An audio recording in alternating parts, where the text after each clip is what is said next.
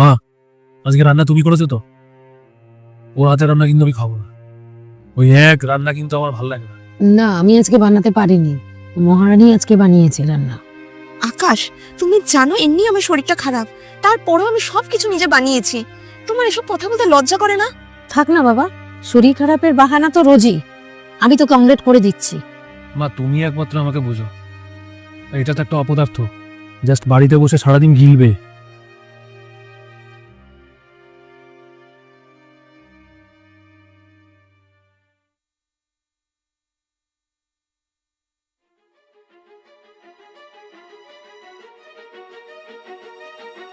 এ কি, তুমি আমার আলমারি দেখাতে দিচ্ছ কেন? আর আমার গয়নার বাক্স বের করেছো? এই টাকা কিন্তু তুমি ধরবে না, এটা কিন্তু আমার এমার্জেন্সির জন্য রাখা। ঘরের তোমার আবার বউকে এমার্জেন্সি কিসের? সম্মান দিতে না এই টাকা পারলে আমার লাগবে। অসম্মান করো না, কারণ আর তাছাড়া সে তোমার ঘরের এই বাড়িতে আমি লক্ষ্মী।